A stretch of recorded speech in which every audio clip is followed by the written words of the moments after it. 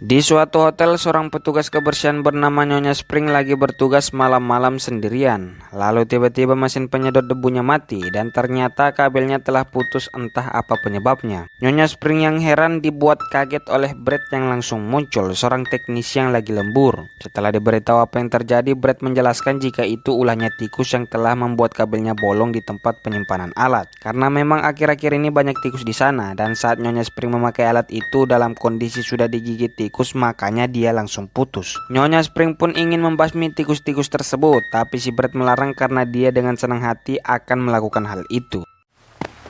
I'll throw a few traps down on the way out and gotta make a living.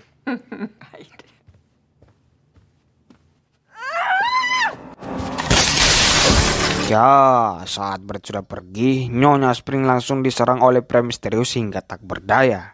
Scene kemudian beralih ke seorang ayah, panggil saja Father, lagi sedang menonton video masa kecil anak-anaknya. Meskipun anaknya belum mati, video itu membuat Father sedih karena dia dan anak-anaknya sekarang tidak seakrab seperti yang dulu. Tak lama tiba-tiba alat pemutar videonya bermasalah dan Father langsung pergi meminta bantuan anaknya Kevin yang lagi live buat memperbaikinya. Meskipun masih bocil, Kevin ahli dalam memperbaiki alat-alat seperti itu. Sebelum diperbaiki, Kevin jengkel terhadap Father karena masuk tanpa mengirim pesan, apalagi penonton yang dia dapatkan sekarang adalah penonton yang paling banyak yang pernah dia dapatkan.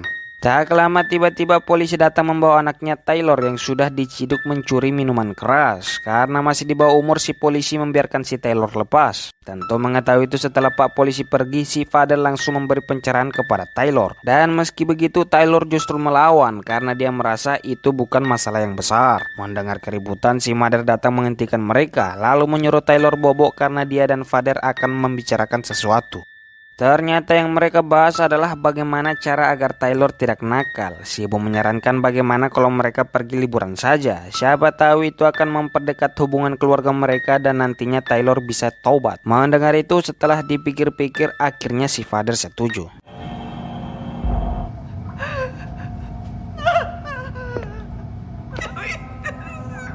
Ternyata Nyonya Spring diikat di suatu ruangan oleh pria bertopeng. Entah apa motivasinya, tapi si pria bertopeng mulai menyiksa Nyonya Spring hingga tewas menggunakan bor sambil direkam. Singkat cerita, Father sekeluarga pun pergi liburan dan mereka memutuskan bermalam di suatu hotel yang mana ternyata hotel tempat si Nyonya Spring bekerja yang kita lihat di awal film. Si Taylor pas sampai dia memilih lari salah mengikuti dua remaja yang pergi nongkrong, sedangkan Father dan yang lain masih stay di posisi karena memesan kamar terlebih dahulu. Di situ terdapat dua sejoli yang lagi memesan kamar di depan mereka, dan dua sejoli tersebut nampaknya memesan kamar karena akan melakukan week sampai pagi. Di tempat Taylor udah pun mulai basa-basi dengan dua remaja tersebut. Ternyata mereka berdua datang ke sini karena ada konser yang akan diadakan oleh seseorang penyanyi yang mana ternyata penyanyi tersebut adalah idolanya si Taylor juga. Awalnya Taylor memang akan menghadiri konser itu, tapi tidak jadi karena ayahnya memaksa buat liburan saja. Salah satu pria bernama Louis nampaknya mulai tertarik dengan Taylor. Dia pun memperkenalkan dirinya, kemudian memesankan si Taylor minuman sambil memberi rayuan gombal. Di tempat Father saat ingin membayar kamar menggunakan kartu, si pelayan panggil saja bos menjelaskan jika mesin mereka bermasalah, jadi kalau bisa uang tunai saja. Mendengar itu si Father tidak masalah, tapi si Kevin yang mendengar itu sadar jika mesin mereka bermasalah itu berarti wifi mereka juga tidak berfungsi. Si bos pun mengiyakan, tapi dia juga langsung memberitahu jika ada baiknya juga jika tidak ada internet, karena itu akan memperbanyak waktu mereka dan berpeluang besar membuat hubungan keluarga mereka membaik. Si ayah yang mendengar itu tentu sangat setuju karena tujuan dari liburan ini memang itu.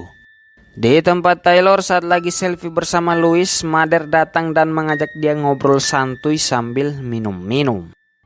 Kemudian memperlihatkan salah satu pekerja hotel yang akan pulang ke rumah. Saat ingin masuk mobil, dia tidak sengaja melihat orang aneh dari kejauhan sedang melakukan sesuatu. Saat dilihat lebih jelas, ternyata dia lagi membuat tali untuk gantung diri. Menyadari hal itu, si pekerja takut. Apalagi saat si pria aneh itu melihat ke arahnya, dia memberi gerakan seolah-olah memberitahu jika tali gantung diri ini dibuat untuk dirinya. Akhirnya si pekerja memilih cabut karena si pria aneh juga mulai bergerak. Tapi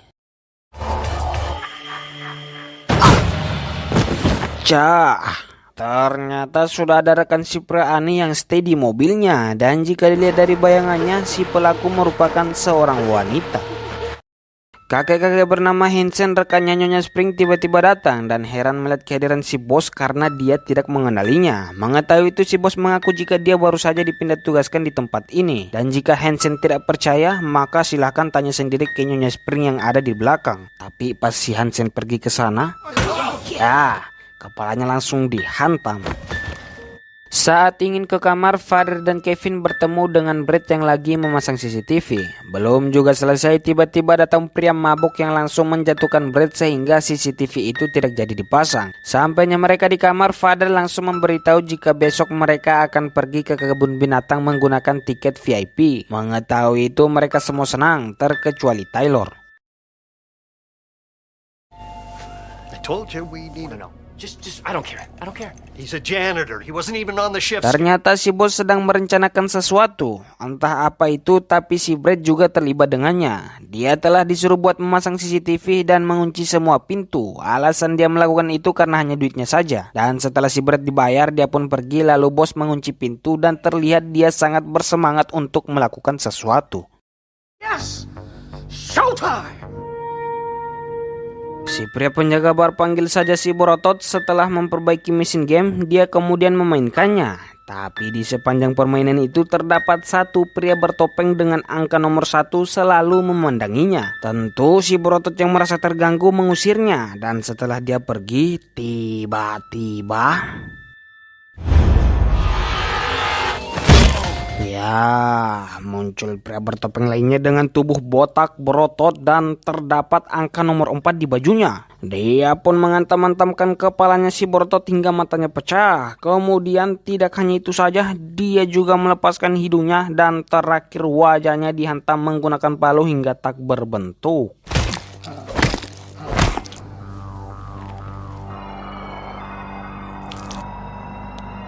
Sementara yang lain lagi bobo, Taylor lagi melihat foto-foto si Louis. Kemudian dia memutuskan untuk menemuinya secara diam-diam di kamar yang nomornya telah diberitahu. Sampainya di sana, teman si Louis ingin sebat, tapi Taylor memberitahu jika di hotel ini memiliki alat yang bisa mengetahui jika ada orang yang sebat, dan itu dilarang. Jadi si Taylor menyarankan bagaimana jika mereka sebat di luar saja. Louis pun setuju dan mereka langsung ke sana.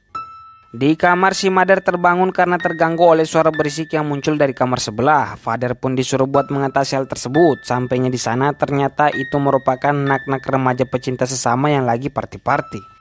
Di tempat dua sejoli, wow, mereka lagi bermain dengan persiapan yang sangat romantis. Tapi di tengah-tengah permainan tiba-tiba muncul wanita bertopeng yang membuat mereka terkejut. Si pria pun menyeru wanita bertopeng untuk pergi, tapi tiba-tiba palanya langsung dihantam dan mereka berdua langsung dipisahkan.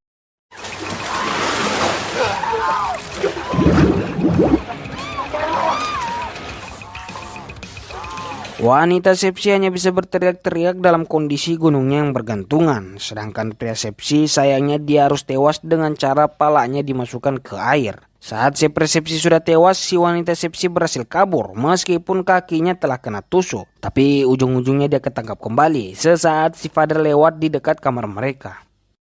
Sampainya si Father di kamar, dia terpaksa keluar kembali karena baru menyadari jika Taylor pergi secara diam-diam. Father tahu jika Taylor pasti pergi menemui pria yang baru dikenalnya, makanya dia akan mencari di mana kamar mereka. Si Kevin karena gabut dia minta dikasih ikut, dan karena Mother setuju akhirnya dia ikut.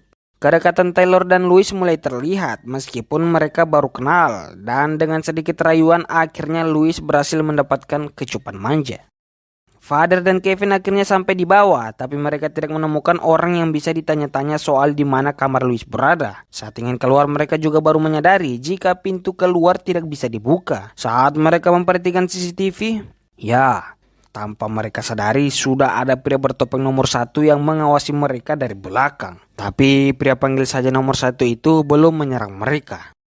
Di kamar Mother tiba-tiba terdengar suara ketukan pintu. Pas dicek awalnya tidak ada orang. Tapi setelah dilihat lebih lama, Ya, ternyata itu adalah si nomor 1. Karena orang tidak dikenal, si Madar pun tidak merespon dan kembali ke ranjang. Tapi tanpa dia sadari, kamar yang mereka pesan adalah 2 kamar yang dijadikan 1 dan otomatis pintunya ada 2. Pas si Father keluar tadi, dia lewat pintu lainnya. Dan saat si Madar baru menyadari jika pintu lainnya terbuka, dia pun menutupnya.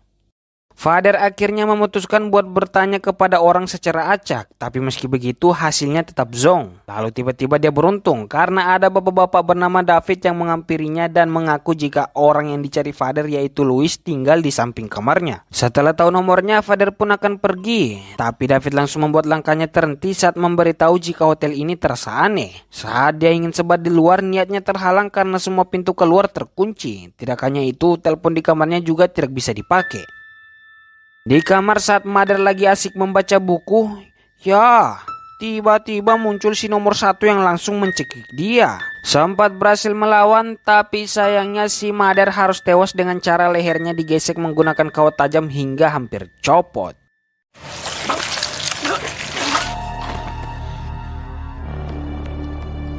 Ternyata si bos sedang mengawasi aksi nomor 1 lewat CCTV. Apa yang dia kerjakan sekarang adalah live streaming membunuh orang. Si pengunjung sebagai korban dan si manusia bertopeng sebagai psikopat. Dan karena si Mother telah tewas, jadi namanya dicoret oleh list-list pengunjung yang masih hidup. Itu berarti semua pengunjung yang ada di hotel akan dibunuh.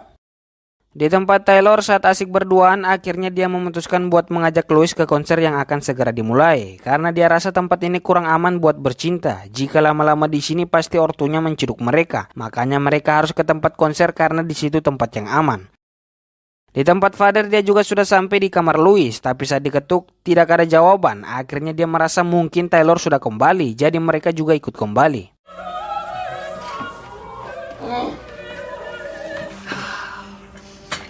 Saat si bos lagi menikmati musik, tiba-tiba dia berhenti karena Hansen ingin berbicara sesuatu. Setelah diizinkan berbicara, ternyata Hansen memohon ingin dilepaskan dengan jaminan dia akan melakukan apa saja. Mendengar itu, meskipun kelihatannya ucapannya Hansen bisa dipegang, tapi karena tidak ada yang perlu dikerjakan, si bos pun mulai menyiksa Hansen menggunakan bor hingga dia tewas. Dan di saat lagi melakukan itu, dia tidak menyadari jika Taylor dan Louis pergi secara diam-diam.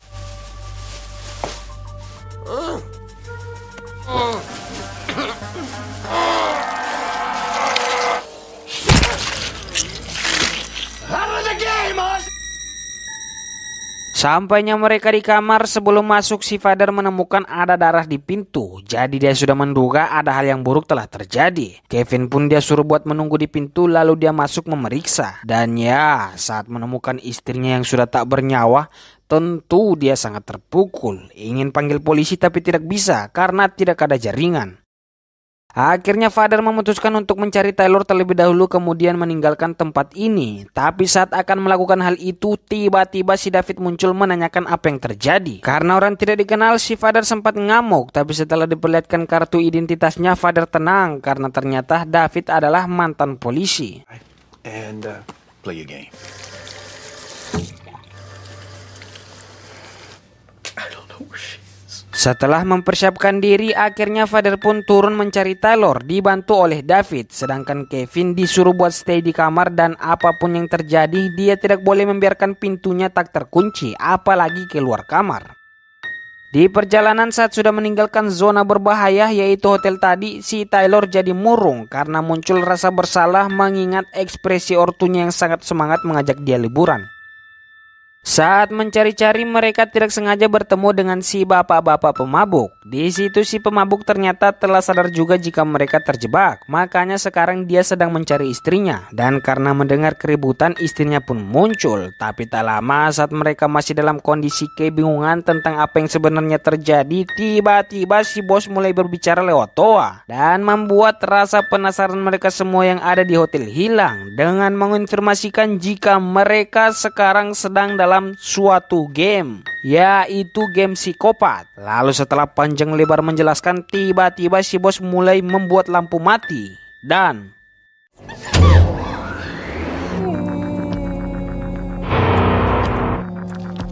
ya, saat lampu menyala, si pemabuk dan istrinya sudah dalam kondisi yang sangat disayangkan. Ternyata itulahnya si nomor 1 dan 4. Mereka berdua pun mulai menyerang para penghuni, dan salah satunya si kakek baju merah dengan cara kelapanya dipecahkan dengan sekali remukan.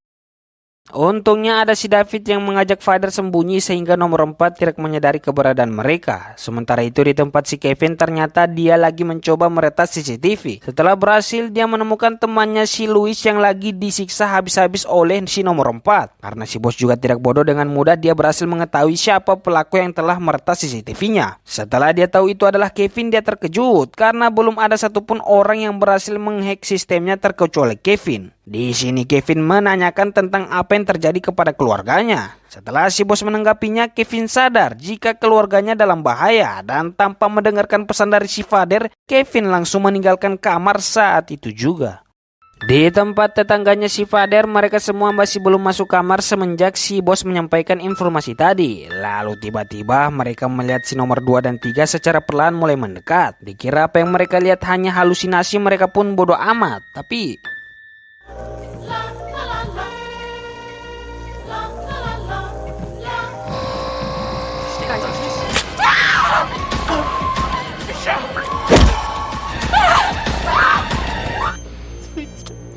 ya, satu mati, satu lari, dan satunya lagi sedang disiksa. Si pria bernasib sial karena nomor 2 dan 3 dengan sakit menggunakan badannya sebagai alat untuk memainkan permainan kali bulat.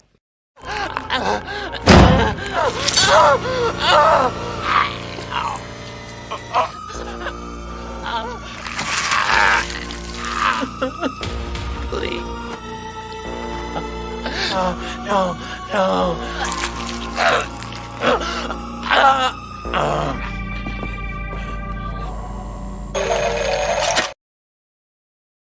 Wanita yang berhasil lari tidak sengaja bertemu dengan Kevin, dan mereka kembali berlari bersama karena si nomor 1 menemukan mereka. Pada akhirnya si wanita ditangkap oleh si nomor 3 dan ditarik masuk ke lift, sedangkan Kevin dia kembali lari meskipun larinya pelan. Father dan David juga mulai keluar dari persembunyian, dan mereka melanjutkan pencarian dengan Father yang sekarang memegang pistol. Kembali ke si wanita, psikopat nomor 3 tidak langsung membunuh dia. Si wanita dibiarkan berlari-lari terlebih dahulu agar dirasa lebih seru. Tapi kenyataannya,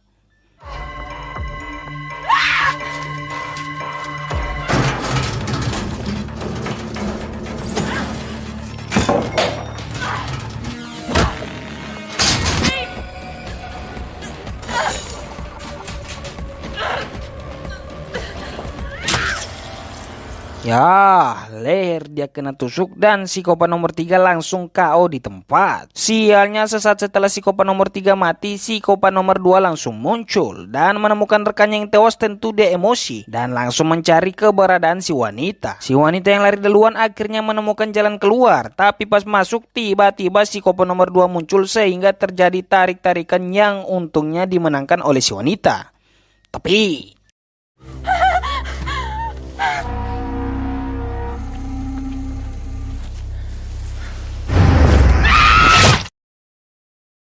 beralih ke si Father, ternyata dia memutuskan buat memeriksa Kevin terlebih dahulu dan mengetahui Kevin yang tidak ada. Dengan cepat dia mencarinya, tapi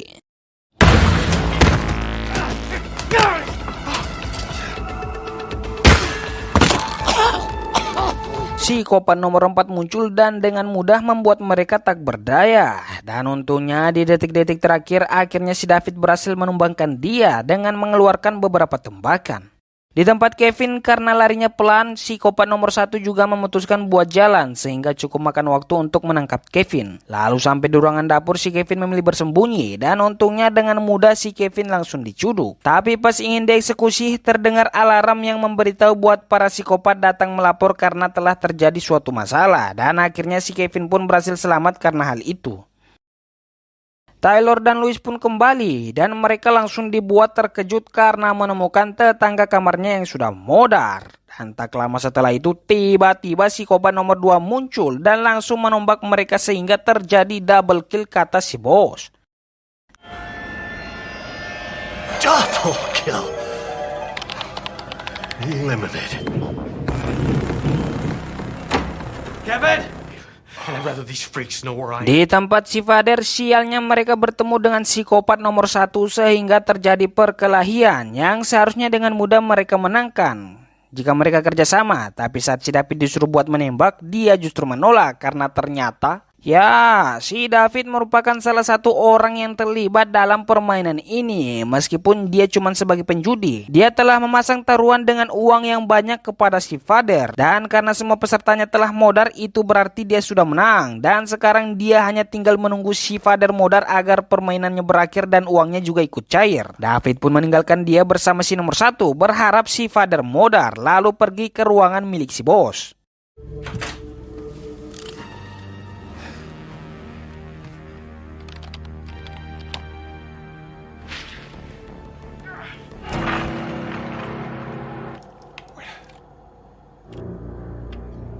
Setelah menyaksikan kematian si Vader, dia sangat gembira. Tapi si bos ternyata bersembunyi di belakang dia dan langsung menikam dia karena dirasa David telah bermain curang dengan cara turun tangan membantu peserta agar bisa memenangkan permainan.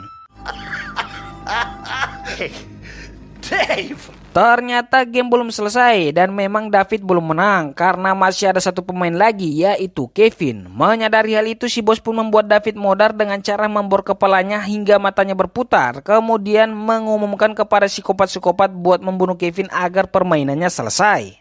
Happy hunting! Blood on the ground!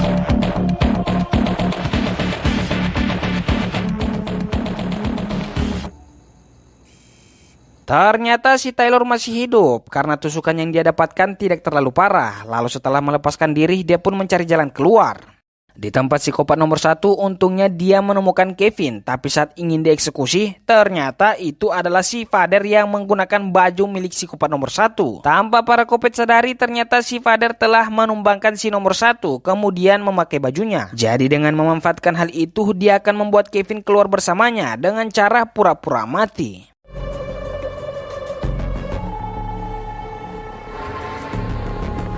Sedikit lagi akan berhasil, si bos menyadari penyamaran mereka. Akhirnya si nomor 3 pun disuruh buat membantai Vader dan Kevin. Awalnya Vader terpojok, tapi dengan bantuan Kevin mereka pun berhasil menang.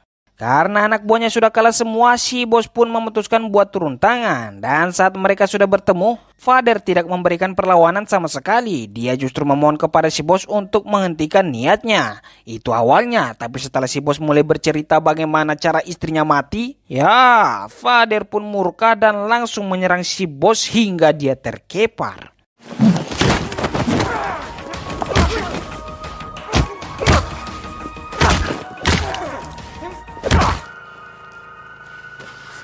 Yeah, buddy, I'm okay. Akhirnya semua mimpi buruk ini berakhir dan sekarang mereka hanya perlu mencari Taylor. Sungguh sayangnya nasibnya si Vader. Si Taylor yang mengira Kevin dalam bahaya langsung menikam si Vader karena dikira salah satu dari psikopat. Dan dari kejadian itu sayangnya ayah mereka tidak selamat.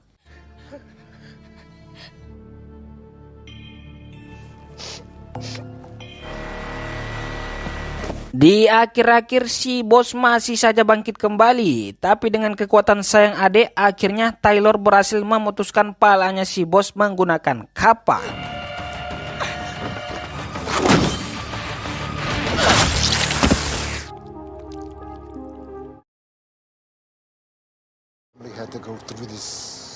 Saat mereka dievakuasi, di sini terungkap fakta yang cukup mengejutkan. Jika ternyata sebagian dari para petugas yang membantu mereka adalah orang-orang yang terlibat dalam permainan psikopat tersebut, walaupun mereka hanya seorang penjudi. Salah satunya orang ini, karena dia pasang uangnya di Taylor, maka duitnya pun cair. Tidak hanya itu, ternyata permainan ini sudah memiliki banyak penggemar orang-orang yang memiliki jiwa psikopat dan juga memiliki duit yang banyak. Terakhir memperlihatkan seseorang yang sedang promosi game psikopat, entah dia bosnya atau tidak, tapi yang jelas orang ini sedang tidak baik-baik saja. Film pun ditutup dengan memperlihatkan salah satu lokasi yang sedang live streaming game psikopat lagi, menandakan jika game psikopat ini masih akan terus berlanjut. Dan film pun selesai. Sore kita kayak sahabat gini sila ba? Mua. I miss you.